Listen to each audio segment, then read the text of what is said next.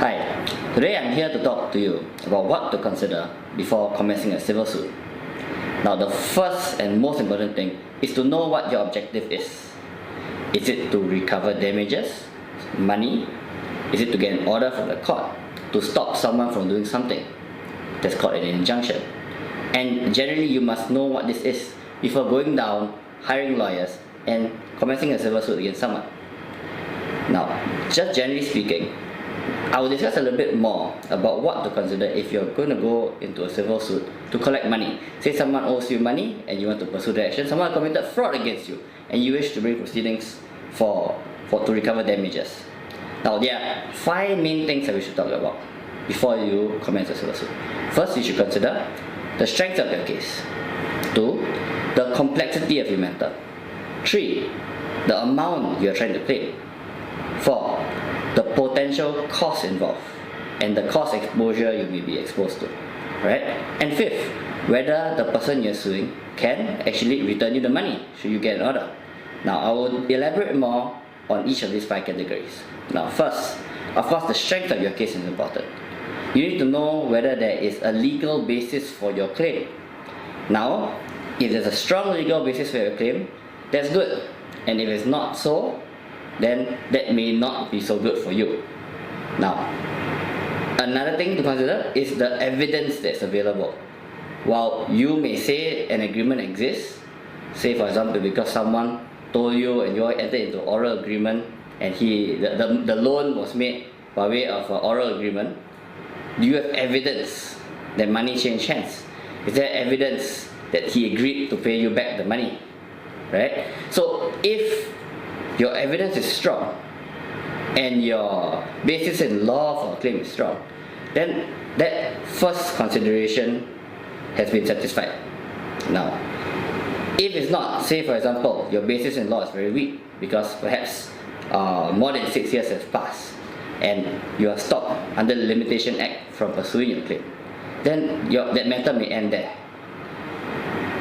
If you don't have any evidence that the person owes you money, you also will have very much difficulty trying to pursue a civil action.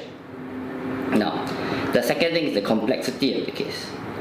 Generally, when the matter is more complex, it becomes more difficult to litigate because we lawyers will have to spend a lot more effort in trying to put the case together, right? And that affects costs and may make the litigation no longer commercially viable for you. Right? So complexity is something which you must take into consideration. Now, thirdly, the quantum sort. And this links very much to cost.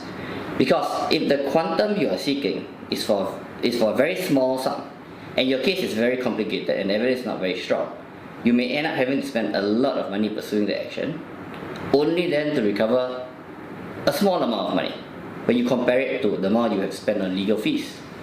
Right? Of course, if your quantum is large, and your matter is perhaps complex, it may still be worth the while. Or if the matter is very complex, but there's a lot at stake, it still could be worth your while. So the complexity and the quantum of claim is interlinked, and that's something you need to consider.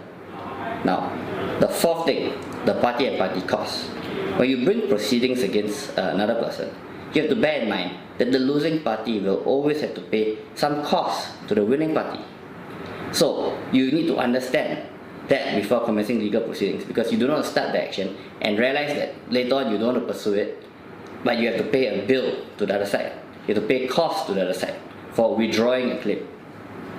Right? Now, the last thing is whether the defendant can even satisfy the claim. You could very well go to court, pursue the action, win, get judgment in your favor, but if the person cannot pay, cannot satisfy the claim, then it may not be worth your while to pursue this action because of the multiple factors to consider. It's always good to meet an expert first, to go through the details of the case with you, to examine the strength of your case, the complexity involved.